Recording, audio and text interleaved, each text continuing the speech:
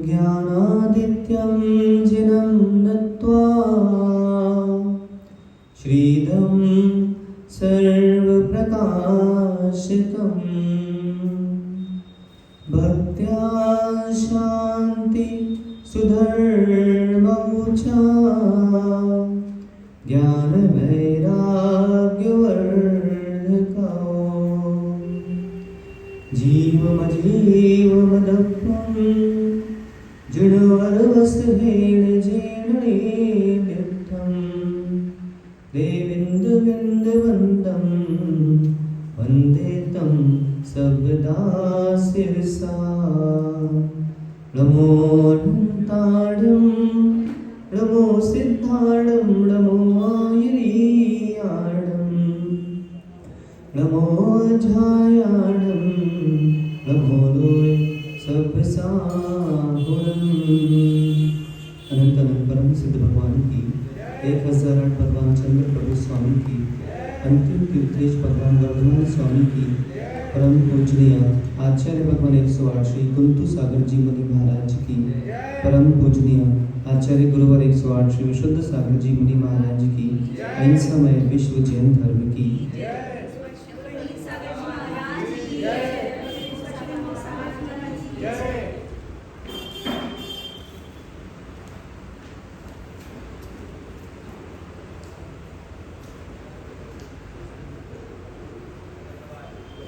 सिद्धों सिद्धत्व स्वात्म साधना निर्ग्रंथता तत्व प्रतीति व शुद्ध आराधना। जिन जिन जीवों ने तद पंचम की प्रवृत्ति कर ली वे सभी जीव पंचम गति के अन्वेषक बन पंचम गति को प्राप्त हो गए। पंचम गति की प्राप्ति विशुद्धि के अभाव में अभाव रूप है। विशुद्धि की प्राप्ति त्रिशुद्धि के अभाव में अभाव रूप है। इसलिए एक मुमुक्षु जीव मस्तिष्क में सूत्र स्थापित करके चलता है, पहले त्रिशुद्धि और फिर विशुद्धि। इस विशुद्धि की प्राप्ति के लिए अनेक जीव हैं जो विशुद्धि की प्राप्ति की खोज तो नहीं कर रहे हैं, परंतु शांति की खोज कर रहे हैं। ऐसी जहाँ पर शांति की प्राप्ति हो रही है वहाँ तो आने से अटक रहे हैं, और जहाँ शांति की प्राप्ति नहीं हो रही है वहाँ भटक रहे हैं। ऐसा ये जो दुर्बुद्धि प्राणी है, इस दुर्बुद्धि प्राणी को किंचित भी ये भान नहीं हो रहा है कि जहाँ मैं जा रहा हूँ वहाँ से मुझे स्वयं भी अशांति की प्राप्ति हो रही है और अन्य स्थानों से भी अशांति की प्राप्ति हो रही है। यह जो जिन देशना है, चंदन खरीदेगा तभी सुगंध आएगी। चंदन जब खरीदेगा तभी सुगंध आएगी।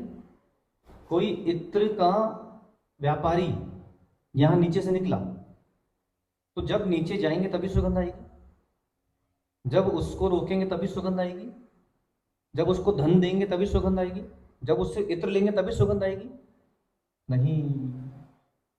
नहीं, क्रय करने की आवश्यकता नहीं है, वो केवल निकल ही जाए तो इस सुगंध आना प्रारंभ हो जाती है। ठीक इसी तरह जो जिनवाणी है, जिन देशना है, वो चंदन के तुल्य है। यहाँ पर आके बैठो, समझ में आए नहीं आए, लेकिन इतना तो पता है कि शांति है। ये जिन देशना का चमत्कार है। पुण्यात्मा पुण्य कार्य करके पुण्य अर्जन कर रहा। अब पुण्यात्मा पुण्य कार्य करके पुण्य अर्जन करना इतना ही पर्याप्त है कि उस पुण्य का कैसे प्रयोग कर रहा है ये पर्याप्त है। ये जीवन का निर्णय करना होगा। एक व्यापारी बहु धन कमा रहा, हम कहते हैं कितना पुण्यात्मा है। कहते सुनिए क्या, बड़ा सा उसका व्यापार है, बड़ी सी दुकान है उसकी, बड़ा सा घर है उसका। तो दूसरा कहता है बोले पुण्यात्मा जीव है। पुण्यात्मा जीव नहीं, उसे कहना चाहिए है ये पुण्य भोगी जीव है। पुण्यात्मा नहीं है, पुण्य भोगी है। क्यों? क्योंकि पुण्यात्मा तब होता जब इतना बड़ा घर, इतना बड़ा व्यापार था, उसका अंश धर्म में लगा था, तब पुण्यात्मा कहलाता। बड़े बड़े घर बन गए हैं लेकिन फिर भी जिनालय नहीं आ रहा, अभिषेक नहीं कर रहा, अन्य कार्य नहीं कर रहा, तो वो पुण्यात्मा नहीं है, वो पुण्य भोगी है। इन पुण्य भोगी से अपनी रक्षा करो, रक्षा करो। और हम सोचते हैं, सामान्य लौकिक भाषा में क्या कहते हैं, अरे बोले बड़ा आदमी है, बड़े आदमी से बच के चलो। क्यों? क्योंकि बड़ा आदमी है, पुण्य भोगी कर रहा है। जितने भी बड़े बड़े अस्पताल हैं, उन अस्पतालों में आईसीयू को भरने वाले बड़े आदमी ही होते हैं, वही होते हैं। क्यों? क्योंकि ये पुण्यात्मा तो होते हैं, पूर्व जन्म में उच्चैर गोत्रम प्रणतिर भोगो दाना दुपासना पूजा भक्ति सुंदर रूपम स्तवना कीर्ति तपो निधिषु। उच्चैर गोत्र आचार्य भगवान श्री समंत भद्र जी ने श्रावकाचार्य जी ने एक अद्भुत श्लोक लिखा। उच्चैर गोत्रम प्रणतिर, जो उच्च गोत्र में जिसने जन्म लिया था, प्रणते, उसको सब नमस्कार कर रहे हैं। भोगो दाना दुपासना पूजा, जिसने उपासना और दान की थी, उसको इस जन्म में भोगों की प्राप्ति हो रही है। भक्ति सुंदर रूपम, अब देखते हैं किसी का चेहरा सुंदर है, किसी का चेहरा एकदम अजीब सही है। तो जिनके चेहरे में लावण्य है, सुंदरता है, ये वो लोग हैं जिन्होंने पूर्व जन्म में भक्ति की थी। एक सूत्र स्मरण कर लो, भक्ति सुंदर रूपम। भक्ति करने से सुंदर रूप की प्राप्ति होती है, और जो भक्ति करता करके आया उसको वर्तमान में सुंदर रूप दिख रहे हैं। और वो तो बेचारा भक्ति करके आया और उसने तो अपना सुंदर लावण्य सुंदर रूप पा लिया, और जो बेचारा दूसरा था वो भक्ति करके आया था तो सुंदर रूप पाया, और यहाँ पे जो भक्ति करने आया उसने उसके सुंदर चेहरे का भोग किया। पर्युषण पर्वों में क्या होता है, पंच कल्याणकों में क्या होता है, आधे आते हैं भक्ति करने और आधे आते हैं उन भक्ति करने वालों भक्त के चेहरों के भोग करने। कितना गंभीर विषय आप देखो कि प्रवचन सभा चल रही है, वहां पे एक युवती प्रवचन श्रवण कर रहे हैं, एक युवा प्रवचन छोड़ के उसके चेहरे का भोग कर रहा है। नवरात्रियों में जाओ, अभी आने वाले हैं, तो उसमें जो गर्भ आदि जो क्रियाएं होती हैं, तो वहां पर एक तो जा रहा उनके इष्ट देव की भक्ति करने, और एक जा रहा अपनी शक्ति का प्रदर्शन करने। भोगी, पुण्य भोगी नहीं, हमको पुण्यात्मा बनना चाहिए। पुण्यात्मा नहीं बनो पुण्य भोगी, पुण्यात्मा नहीं बनो पुण्य भोग, पुण्यात्मा बनो नहीं पुण्य भोगी, पुण्यात्मा बनो नहीं पुण्य भोगी, कहीं बनना ना पड़ जाए मानसिक और शारीरिक रोगी। देखो ना, धर्म क्षेत्र में आया, उसको उस समय पुण्य कार्य क्रिया करना चाहिए था। अन्य जो श्रोता है उसके चेहरे का भोग कर रहा। जितना बड़ा व्यसन मदिरापान नहीं है, जितना बड़ा व्यसन धूम्रपान नहीं है, जितना बड़ा व्यसन मांस आदि सेवन नहीं है, उससे बड़ा व्यसन है देखना। देखना एक बहुत बड़ा व्यसन है, बहुत बड़ा व्यसन, और मनुष्य में सबसे अधिक व्यसन देखा जाता है यहाँ पे। क्योंकि विषय चल रहा है अभी भावत्रय फलपदृष्टि में, आचार्य भगवान श्री कुंतु सागर जी महाराज 17वें श्लोक में यही विषय यहाँ पर उद्घाटित कर रहे हैं कि धूर्त तो कौन बनता है। धूर्त मतलब मायावी पुरुष, जिसके अंदर मायाचारी कूट कूट के भरी हुई है, जो एक जैसा जीवन नहीं जिए। धूर्त से सरल भाषा में क्या ग्रहण करें, जो एक जैसा जीवन नहीं जीता। प्रातः काल कुछ और, सायंकालीन कुछ और, रात्रिकालीन कुछ और, इस माह कुछ और, अगले माह कुछ और। तो जिन जीवों की प्रवृत्ति एक जैसी नहीं है, वो जीव विश्वास पात्र नहीं होते। आज अमित की दुकान में ही कोई उसका सेवक है, अब वो सेवक एक दिन 6 बजे आ रहा, एक दिन 7 बजे आ रहा, एक दिन 6:30 बजे आ रहा, अब अमित उस पर विश्वास नहीं करेगा, नहीं करेगा। सर्वप्रथम तो हमको अपने जीवन में ऐसे जीवों का संयोग करना चाहिए है जिन जीवों के जीवन शैली एक जैसी है, उसमें उतार चढ़ाव नहीं है। क्योंकि उतार चढ़ाव वाले जो जीव रहते हैं उससे हमारा नियोजन और प्रयोजन में बड़ा हीना दिखता आती है। तो ये श्रावकों, पुण्य क्षेत्रों में पुण्यात्मा बनो, पुण्य क्षेत्र में पुण्य भोगी मत बनो। ना पुण्य क्षेत्र में पुण्य भोगी बनो, न बाहर गृहस्थ आश्रम में भी पुण्य भोगी बनो। उस पुण्यात्मक पुण्य का प्रयोग हमें अपने उन कार्यों में करना चाहिए जिससे पुण्य की वृद्धि हो। अब पर्युषण पर्व आ रहे हैं, यहाँ पे क्या लिखा है? मिथ्या प्रलोभी व्यसने निमग्नो। मिथ्या प्रलोभी, लोभ परिवर्तन करते आना चाहिए है। समाजों में भी जब आम सभाएं आदि होती हैं तो उन आम सभाओं में चर्चाएं क्या होना चाहिए आपको बताऊंगा। आम सभाओं का स्वरूप क्या होना चाहिए? आम सभाओं का स्वरूप ऐसा होना चाहिए है कि पर्युषण पर्व प्रारंभ हो रहे हैं तो पर्युषण पर्व के 10 दिनों में हम 10 अलग अलग समाज के प्रमुखों को बुलाकर उनका सम्मान करेंगे। ये निर्णय होना चाहिए आम सभा में। हुआ? नहीं हुआ।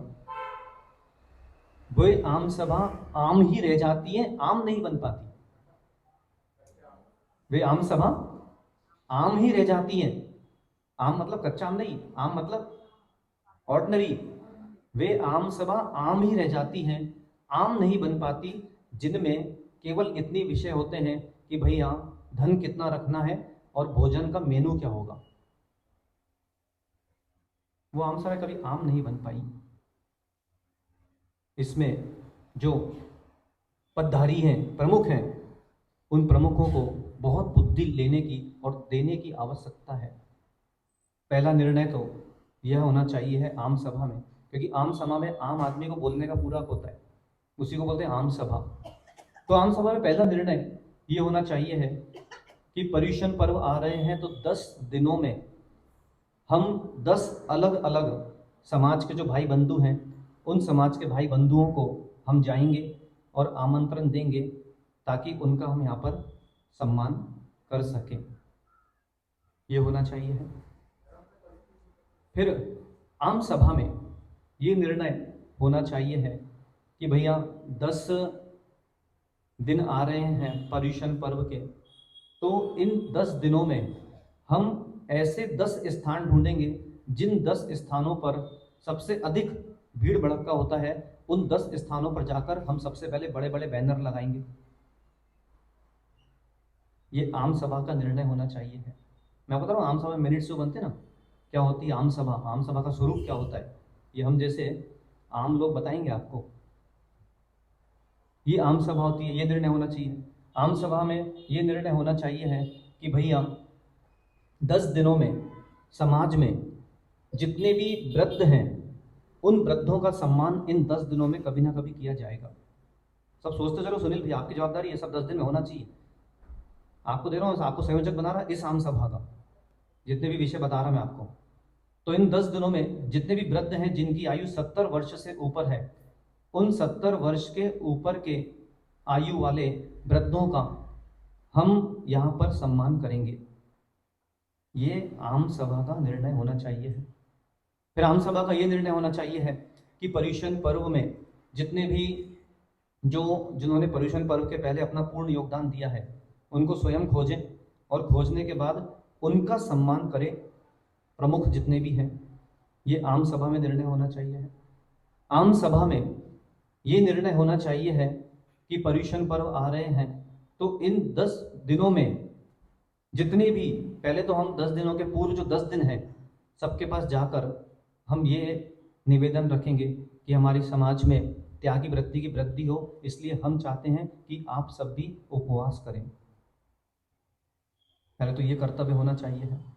फिर आम सभा में ये निर्णय होना चाहिए है, ये प्रमुखों का कर्तव्य है सारे, कि प्रमुख हर घर में जाएं और वहां पे ये बोलें कि 10 दिन आ रहे हैं, हम चाहते हैं आप 16 का भोजन करें।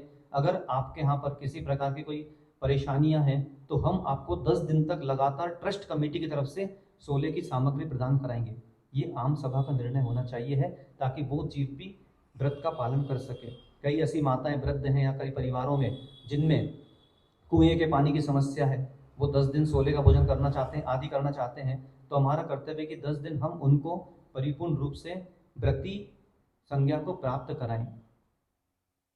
आम सभा में ये निर्णय होना चाहिए है कि सभी एक समय में आकर यहाँ पर शांति धारा करें और एक ही समय में आकर यहाँ पर एकत्रित हों, जिससे धर्म की प्रभावना हो सके। ये आम सभा के कुछ महत्वपूर्ण निर्णय हैं। और आम सभा में ये निर्णय होना चाहिए है कि भैया ये निर्णय नहीं होना चाहिए कि 10 दिन बाद जो सामूहिक समाज का भोजन होगा तो उसमें कौन कौन सा मेनू रखना है। आम सभा में ये निर्णय होना चाहिए कि 10 दिन बाद जितने लोग पारणा करेंगे उन पारणा वालों का मेनू क्या रहेगा, कहाँ जाना था, कहाँ चले गए। बड़ा आश्चर्य होता है कि प्रमुखों का दिमाग चलता नहीं है और जिनका दिमाग चलता है वो प्रमुखों से डर कर अपनी समाज की क्षति करते हैं। ऐसे लोगों के कारण ही समाज में आज जो आध्यात्मिक वृद्धि, धार्मिक वृद्धि होना चाहिए है, वो आध्यात्मिक वृद्धि, धार्मिक वृद्धि हो नहीं पा रही है। इसलिए कर्तव्य है उन जीवों का जिनकी इतनी बुद्धियां नहीं चल रही हैं, उनको सहजता से कह देना चाहिए है कि हम अब जिसके आपकी बुद्धि चल रही है, आज से हम आपको कार्यभार सौंपते हैं। बड़ा आश्चर्य है, समाज की जो क्षतिग्रस्त हो रही है, समाजों में संस्कारों की कमियां हो रही हैं, ये इसलिए हो रही हैं क्योंकि ऐसे जीव कुर्सियों पर बैठ गए हैं जिन जीवों के पास समाज की वृद्धि, आध्यात्मिक वृद्धि करने की शैली ही नहीं है। और ऐसे लोगों को समाज झेलती है। ये समाज पे एक बहुत बड़ा प्रश्न चिन्ह है। आम सभा का मतलब पता नहीं, आम सभा करने बैठ जाते हैं। त्यागियों को वृद्धिगंत होना चाहिए। बुरा लग रहा होगा आपको भी लग रहा होगा ये समाचार, जहां आम सभा में जो कल प्रमुख थे उनके पास भी मेरे समाचार ये जाने ही चाहिए। रिकॉर्डिंग सुनाना यश उनको सबको कि महाराज ने आज आम सभा को लेकर बहुत बोला है, कड़वा कड़वा बोला है। सुनाना उनको जाके, ताकि उनको पता चले कि आम सभा होती क्या है। आम सभाओं का, मीटिंगों का जो स्वरूप है, इसकी धज्जियां उड़ा दी इन लोगों ने। पता ही नहीं पर्युषण पर्व क्या होते हैं और पता ही नहीं पर्युषण पर्वों की प्राथमिकता क्या होती है। आम सभा में ये निर्णय होना चाहिए है कि भैया ये निर्णय नहीं होना चाहिए कि इतना पैसा आएगा तो होगा। बोले महाराज हैं तो 1100 रुपये लगाओ शांति धारा के। फिर दूसरा बोलते नहीं 500 ठीक है वरना लोग नहीं आएंगे। जबकि ये निर्णय होना चाहिए है कि भैया आम सभा में शांति धारा में जितना पैसा इकट्ठा होगा और हमारे समाज के जो गरीब हैं, जिनके पास बेटा बेटी के फीस भरने के पैसे नहीं है, उस शांति धारा का 30% हम उस गरीब परिवार को देकर जाएंगे, समाज के सामने देंगे लिफाफा। ये निर्णय होना चाहिए आम सभा का। परंतु क्या करें, ऐसे दुर्बुद्धि प्राणियों को ना ही आध्यात्मिक वृद्धि की चिंता है, ना ही धार्मिक वृद्धि की चिंता है, ना ही सामाजिक वृद्धि की चिंता है और ना ही व्यवहार की चिंता है। बड़ा आश्चर्य होता है मुझे, और हम जैसे लोग यहाँ पर आके अपना गला सुखाते हैं, इस बात की मुझे चिंता है। बड़ा आश्चर्य है। आचार्य भगवान यहाँ पे यही कह रहे हैं, ये जितने भी जीव हैं जो आम सभा में बैठकर व्यर्थ के निर्णय देते हैं, ये सब मिथ्या प्रलोभी जीव हैं। ये भविष्य में धूर्त बनेंगे।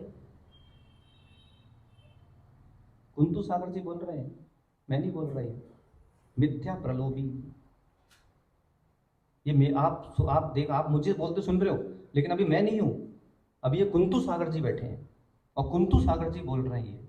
तो मेरे पास मत आना, कुंतु सागर जी को ढूंढो, सबके सब मिलकर गाड़ी पकड़ो और जाओ वहां पे। स्वर्ग में कोई गाड़ी जाती होगी तो मालूम कर लो, ट्रेन जाती है, प्लेन जाती है, कि पैदल जाते हैं, कि नाव से जाते हैं, कि काय से जाते हैं, या शक्तिमान बन के उंगली ऊपर उठाओ और सीधा जाओ, सीधा वहीं पहुंच जाओगे।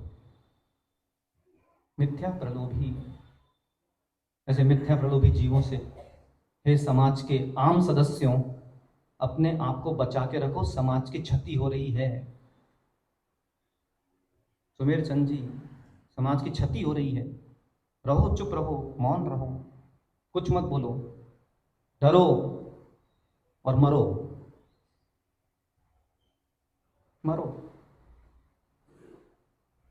व्यसने निमग्नो।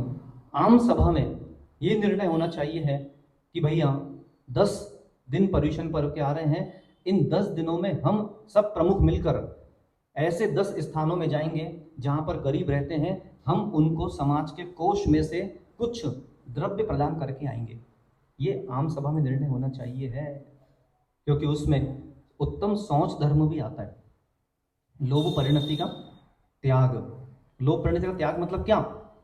लोभ परिणति त्याग मतलब यही कि तुम्हारे पास जितना धन है उस धन का अंश किसी को दान दे देना, ऐसा निर्णय करना चाहिए। आम सभा को कॉपी पेन लेके बैठना चाहिए है कि 19 तारीख को अपन अनाथालय चलेंगे, 20 तारीख को वृद्धाश्रम चलेंगे, 21 तारीख को बस स्टैंड में गरीबों के यहाँ चलेंगे, 22 तारीख को स्टेशन पे जो गरीब बैठते हैं वहाँ चलेंगे, 23 तारीख को हम स्वयं आम सभा में ये निर्णय होना चाहिए है कि जो यात्री हैं, जो इधर उधर का बाहर का भोजन कर रहे हैं, तो हमारी जैन समाज की तरफ से हम उस दिन करीब 200 टिफिन बनवाएंगे और यात्रियों को फ्री में बांट कर आएंगे ट्रेन में। ये आम सभा का निर्णय होना चाहिए है कि जैन समाज के 25 लोग पहुंचे और बढ़िया बड़ा सा बैनर श्री दिगंबर जैन समाज गोंदिया, और वो बैनर चलता चला जा रहा है और एक बड़ा सा एक आदमी इतना बड़ा बैग पकड़ा है, उसमें टिफिन के डब्बे हैं और एक एक टिफिन बांटता चला जा रहा है। उसमें ऊपर लिखा है दिगंबर जैन समाज पर्युषण पर्व के उपलक्ष्य में भेंट। ये आम सभा का निर्णय होना चाहिए। आम सभा में ये निर्णय होना चाहिए है कि 10 दिनों में हम स्टेशनों पे बाहर पानी का स्टॉल लगाएंगे, 10 के 10 दिन छना पानी पिलाएंगे लोगों को। कोई बड़ी बात है? स्टेशन के बाहर या स्टेशन पे ही चर्चा करके वहाँ पे दिगंबर जैन समाज एक स्टॉल और प्रासुक जल, सबको जल पिलाओ, ताकि विश्व में दुनिया को पता है कि दिगंबर आमना छना पानी पीती है, तो उसका प्रचार तो करो कि हम छना पानी पीते हैं। ये आम सभा में निर्णय होना चाहिए है।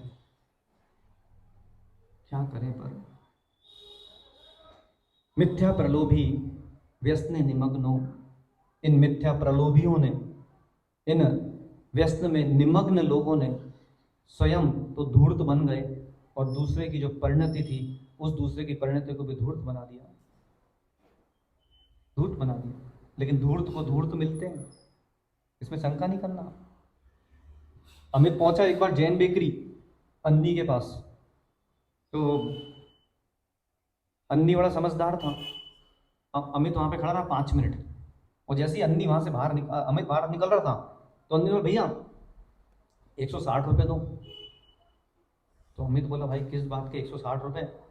अरे बोले ये आपने केक के पास खड़े रहे ना, आपने केक की जो सुगंध ली है हैं 5 मिनट खड़े होकर, इसके 160 रुपये दो। तो अमित समझदार था, क्योंकि धूर्त को धूर्त मिलता है। अमित ने जेब में हाथ डाला और उसके पास 5-10 सिक्के थे, तो उसने जेब से ही अंदर से खन खन खन खन खन खन की आवाज करी, भैया चलूं मैं? बोले पैसे तो दें। तो जिस प्रकार बोले मैंने केक की सुगंध ली थी, उसी प्रकार केक की सुगंध के बदले ये खन खन तेरा पेमेंट है। गजब। मिथ्या प्रलोभी व्यसने। क्या भोगों में सुख है? प्रश्न है मेरा आपसे, भोग भोगने में सुख है क्या? क्षुधा की वेदना ने सताया, आपने क्षुधा की पूर्ति की, सुख की प्राप्ति हुई, ठीक है। तृष्णा ने सताया, आपने जल आदि प्रासुक सेवन किया, सुख की प्राप्ति हुई, ठीक है। वासना ने सताया, वासना की पूर्ति करी, सुख की प्राप्ति हुई। व्यापारी ने व्यापार किया, ग्राहक आया, बहुधन देकर गया, सुख की प्राप्ति हुई। ये जो इतने प्रकार के जो सुख हैं, इनके सुख का जो मात्रा है वो अधिक है, या दूसरा दुखी है उसको देख के जो सुख की प्राप्ति हो रही है उसकी मात्रा अधिक है? बोलो बोलो माताओं। दूसरों को दुख को देखकर जो सुख की प्राप्ति होती है, वो सुख की प्राप्ति की मात्रा सर्व बहु मात्रा को प्राप्त है। ये मनुष्य का स्वभाव है, मनुष्य का स्वभाव है। एक बार एक सूत्र कहा था मैंने आपको कि संसार में सुख और दर्पण में मुख दिखता तो है पर होता नहीं, पर होता नहीं। बड़ा आश्चर्य होता है मुझे उसकी मनुष्यता पर, जिस जीव को स्वयं अपने व्यक्तिगत जीवन पर उसका ध्यान केंद्रित नहीं है। बड़ा आश्चर्य होता है। पर को देख देख कर उसने अपना जीवन में पर उखाड़ बैठा। समझना, पर को देख देख कर उसके पर कट गए। पक्षी के पर होते हैं, तो जितना पर को देखेगा उतने अपने पर काटते चला जाएगा और फिर ऊर्ध्वगमन नहीं कर पाएगा।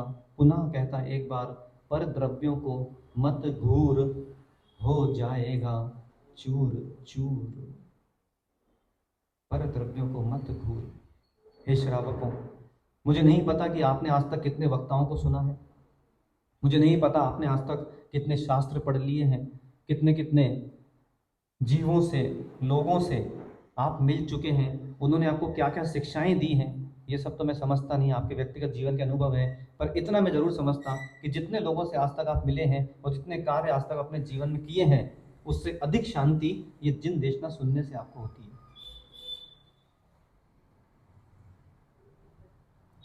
और यह जो साधना है, ये साधना, पुनः बोल रहा आपको, व्यक्तिगत साधना है। जीवन में कभी भी किसी व्यक्ति के प्रति द्वेष भाव नहीं रखना, कभी नहीं रखना, क्योंकि अशुभ भावों का व्याख्यान चल रहा है अभी यहाँ पर। अशुभ भावों का फल क्या होता है, फिर शुभ भावों का, और फिर शुद्ध भावों का फल क्या होता है। इसलिए इस ग्रंथ का नाम भावत्रय फल प्रदर्शी है।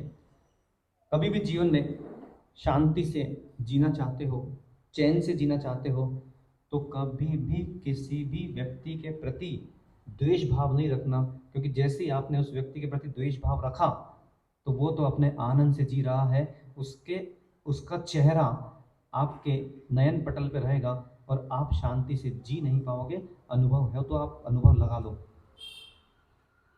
आप स्वयं देखना, सुमेर चंद जी हैं, सुमेर चंद जी शांति से अपना जीवन यापन कर रहे हैं अभी, और एक बार सुमेर चंद जी के मन में मैं आ गया और मेरे प्रति उनने द्वेष रख लिया। अब सुमेर चंद जी के 15 दिन खराब हो गए। अब वो 15 दिन जो उनकी योग्यता थी, वो उनकी योग्यता गई। क्यों? क्योंकि उन्होंने मुझे अपने मस्तिष्क में विराजमान कर लिया। आज माताओं से पूछो, माताओं के मस्तिष्क में सामान्य जीवन चल रहा होता व्यवस्थित, और जैसे ही माँ किसी पुरुष से किसी प्रकार का भी द्वंद्व कर लेती है, अब उस माँ का पूरा दिन खराब हो गया, क्योंकि उसके पूरे दिन में मात्र वही, बस जहां देखो वहां वो पुरुष पुरुष पुरुष पुरुष, केवल वही वही चलता है। सबसे बड़ी साधना इस ब्रह्मांड की कोई है जो मैं समझ पाया पिछले 39 साल में, वो ये साधना है कि अपने मस्तिष्क में किसी भी व्यक्ति को अपनी बिना आज्ञा के घुसने मत दो। ये साधना है। हो क्या रखा है कि हमने यहाँ पर एक गेट लगा रखा है, और गेट लगाकर हमने यहाँ पर एक बड़े से ताले में ताला लगा रखा है, और उसकी जो चाबियां हैं, जो व्यक्ति हमको मिलता है, हर व्यक्ति को एक चाबी हमने सौंप रखी है, और जब जिसका मन करता है वो आता है, ताला खोलता है और अपना काम करके निकल जाता है। सबसे पहले अगर चाहते आप विशुद्धि की प्राप्ति हो, महाराज माताजी बनने के बाद भी शांतिमय वातावरण चले आंतरिक, तो सबसे पहले सारी चाबियां लो, सबसे चाबियां लो, और केवल एक ही चाबी रखो जो आप खोलो और आप ही बंद करो।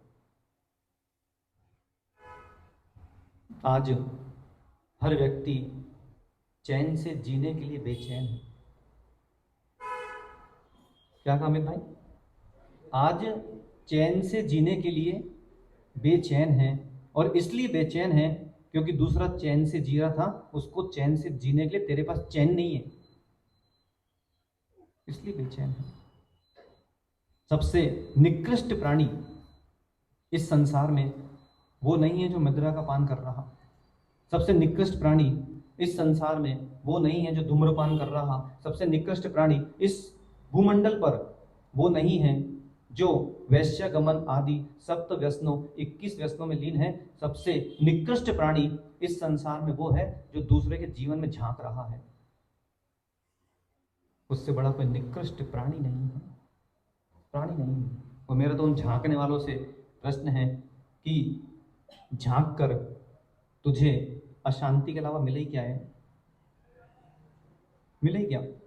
आज अमित भाई है, अमित भाई अपने कमरे से निकला, बीच में अंकित का कमरा पड़ा, और शांति से निकल जाता तो उसका दिन अच्छा जाता। अंकित के कमरे में धीरे से झांक लिया, अब बेचारे का पूरा दिन खराब हो गया। होता है अमित भाई, ऐसा होता है। ये सामान्य मनुष्य की प्रवृत्ति है। आज एक व्यापारी भी अपने व्यापार क्षेत्र में बैठा है, व्यापार कर रहा है और आगे व्यापार में कैसे वृद्धि हो इसका निर्णय कर रहा है, और उतने में ही उसकी दृष्टि सामने जो व्यापार चल रहा था उस पर चली गई। अब गया वो, अब उसके सारे निर्णयों की तिलांजलि हो गई है, क्योंकि उसने अपने मस्तिष्क का द्वार किसी और के लिए खोल दिया है। मिथ्या प्रलोभी व्यसने निमग्नो, एक और चित्त की अशुद्धि है, दूसरी ओर चित्त की विशुद्धि है। जहाँ पर आर्त और रौद्र परिणाम चल रहे हैं वहाँ चित्त की अशुद्धि है, और जहाँ पर धर्म और शुक्ल परिणाम चल रहे हैं वहाँ चित्त की विशुद्धि है। अभिषेक करने की साधना मत करो, भगवान की पूजन करने की साधना मत करो, शास्त्र स्वाध्याय, महाराज को आहार, संयम, तप, त्याग, उपवास, इनकी साधना मत करो। अगर साधना प्रारंभ भी करना है तो जो हमारे दिमाग में प्रवेश कर चुके हैं उनको बाहर निकालने की साधना प्रारंभ करो। ये साधना बहुत आवश्यक है। ये साधना आपने नहीं की तो कभी आप जी नहीं पाओगे, नहीं जी पाओगे, नहीं जी पाओगे, और भविष्य के कभी भी निर्णय भी नहीं ले पाओगे, बिल्कुल नहीं ले पाओगे। ऐसे मटके रह जाओगे कि लोग देखकर उसे अशुभ कहेंगे, अशुभ कहेंगे। यात्री जब यात्रा करता है, हम भी विहार करते हैं, तो हमारे साथ जो अनुयायी होते हैं, कभी कोई सामने एक ग्रामीण महिला भरा घट लेकर आती है तो हमारे अनुयायी जेब में से सिक्का निकालकर उसके मटके के अंदर डालते हैं। देखा आपने कभी? क्योंकि भरा मटका देखना शुभ होता है। और एक और वहीं पर रोडों पर ऐसे सूखे मटके पड़े रहते हैं, फूटे पड़े रहते हैं, जो कि किसी की शव यात्रा निकल रही होती है उसके मटके, तो लोग उसको देखकर चेहरा बनाते हैं, अशुभ बोलते हैं। जिनके परिवार हैं, जिनकी पत्नियां हैं, जिनके बालक बालिकाएं हैं, उनको तो बहुत ज़्यादा दूसरे के जीवन में झांका झांकी करनी ही नहीं चाहिए, क्योंकि अगर बहुत ज़्यादा दूसरों के जीवन में झांका झांकी की तो अपने परिवार को समय नहीं दे पाओगे। जितना प्रेम वात्सल्य देना चाहिए है उतना प्रेम वात्सल्य भी नहीं दे पाओगे। पर द्रव्यों को मत घूर, हो जाएगा चूर चूर। पदार्था अन्यथा लोके शास्त्रम इत्यादि मन्यथा, अन्यथा मोक्ष मार्गस्य लोकः क्लिश्यति चान्यथा। जो पदार्थ हैं वो अन्य स्वरूप लिए हुए हैं। पदार्थ अन्यथा लोके लोकः क्लिश्यति चान्यथा मोक्ष मार्गस्य, पदार्थ अन्य स्वरूप लिखे हुए हैं। शास्त्रम चारित मन्यथा, पदार्थों का स्वरूप भिन्न है, शास्त्रों में भिन्न विवेचना चल रही है, मोक्ष मार्ग भिन्न है, और लोग अपने भिन्न ही प्रकार से क्लेश को उठाते चले जा रहे हैं, क्लेश को उठाते चले जा रहे हैं। प्रथम दिवस से ये साधना हमको करना चाहिए है कि हमको किसी को भी अपने मस्तिष्क में स्थान नहीं देना चाहिए है। ये अपने जीवन की बहुत बड़ी साधना है। और आपको मेरे बात पर विश्वास नहीं है तो आज चक्रेश को बोलता कि मेरे प्रति कोई भी एक विषय को लेकर द्वेष कर लो बस, और जी के दिखाओ। नहीं जी पाएगा, नहीं जी पाएगा। बाहर से देखेगा कि जी रहा है क्योंकि सांसें चल रही है, लेकिन अंदर से इसलिए जी रहा है क्योंकि अभी तक मरा नहीं है। इस संसार में कई लोग इसलिए जी रहे हैं क्योंकि अभी तक मरे नहीं है, मजबूरी में जी रहे हैं, इसलिए मजबूरी में जी रहा है। हाईवे पे गाड़ी चला रहा है, क्यों? क्योंकि उसको कोई गली नहीं दिख रही मुड़ने के लिए, नहीं दिख रही मुड़ने के लिए। सबसे बड़ी साधना इस पूरे ब्रह्मांड की अगर कोई है तो प्रसन्न चित्त होकर जीवन जीने की है। इसमें बड़े से बड़े त्यागी भी फेल हो गए तो तुम तो कपड़े वाले हो, क्योंकि जिनके पास कुछ नहीं है, जिनके पास कुछ नहीं है उनके पास नहीं है, जिनके पास कुछ है उनके पास तो क्या नहीं है। इस पर चिंतन करो।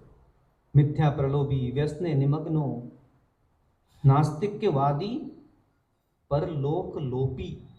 चार भंग आचार्य भगवान ने यहाँ पर दिए हैं श्लोक क्रमांक 17 में, कि कौन सा जीव मरकर धूर्त बनता है, मायावी पुरुष बनता है। उसमें उन्होंने यह जो विषय दिया है, नास्तिक्यवादी, लोक धर्म और आत्म धर्म, इन दोनों में भेद होना बहुत अनिवार्य है।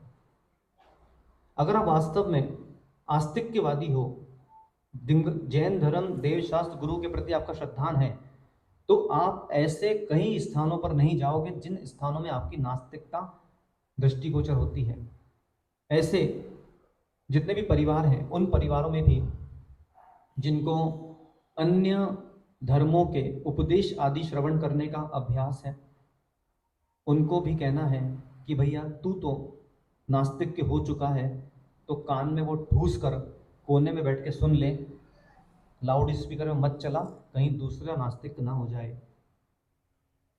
क्योंकि परिवारों में कुछ प्रमुख ऐसे होते हैं जिनको ऐसे विषय श्रवण करने का अभ्यास है जिन विषयों में दूर दूर तक जैन दर्शन, जैन सिद्धांत कहीं दृष्टिगोचर होता नहीं।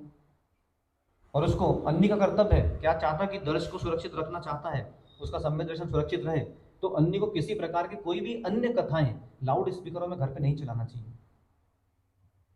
ये अभ्यास करो।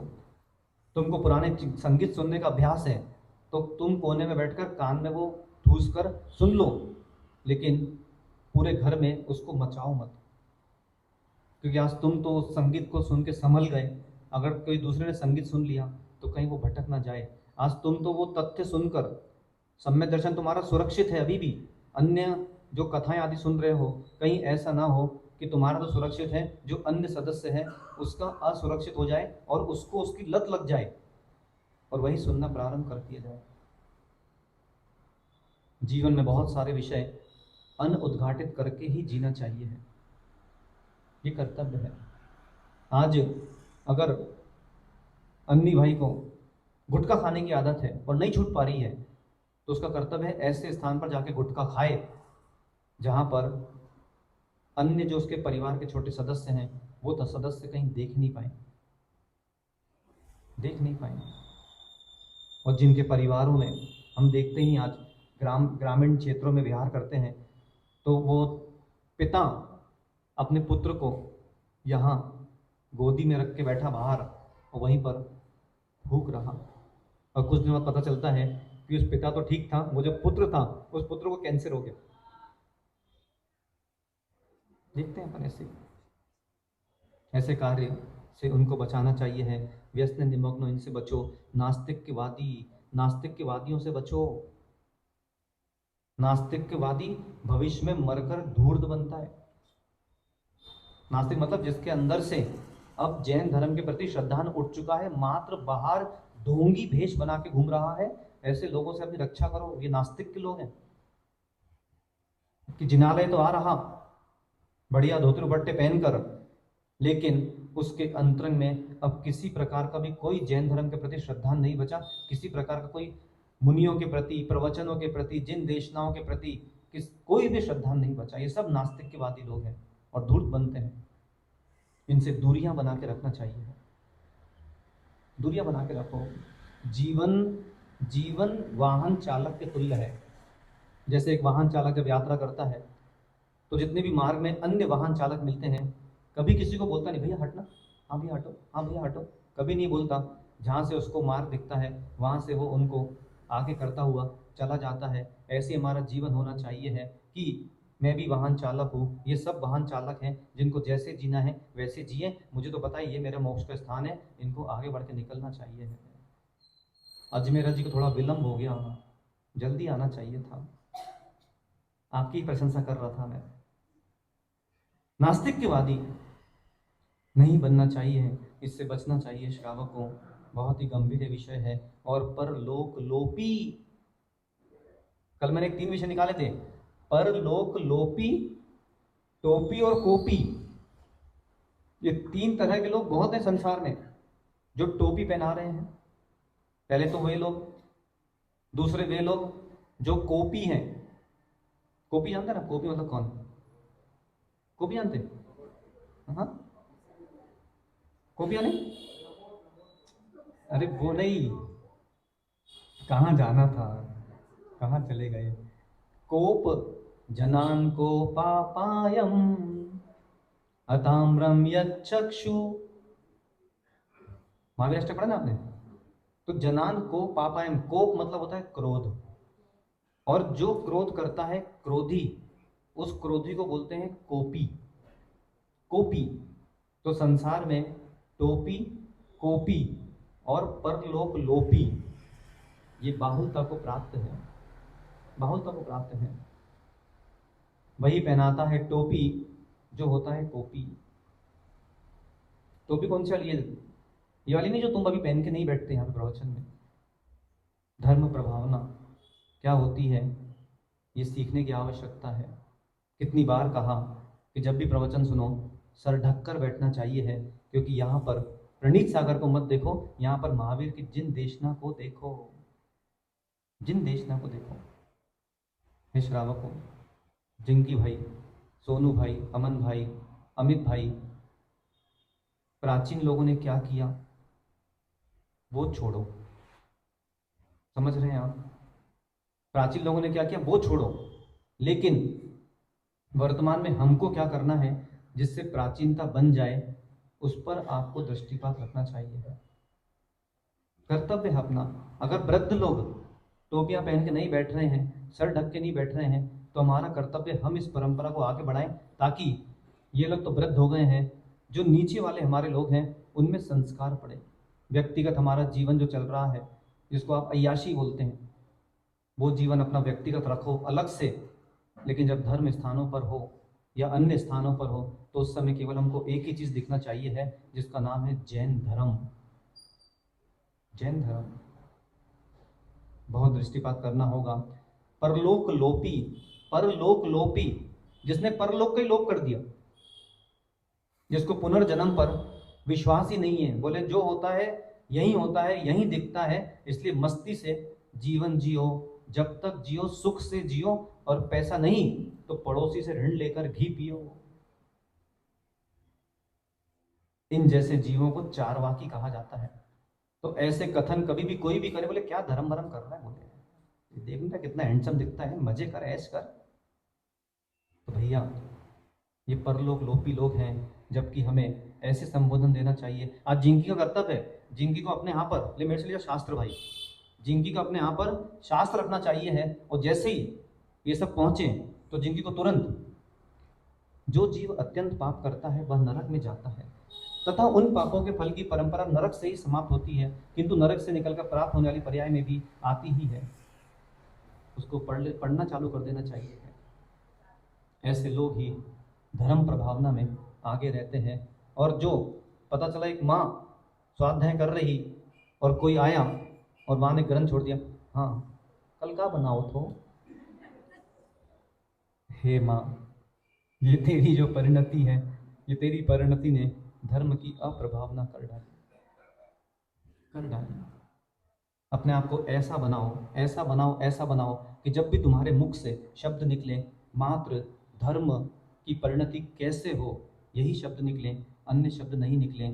और धूर्त कौन बनता है, क्या इसकी परिणति है, इसकी व्याख्या मैं करता अपने जीवन में। हे श्रावकों, जहाँ शांति नहीं है वहाँ तुम भटक रहे, और जहाँ शांति है वहाँ पर आने के लिए अटक रहे।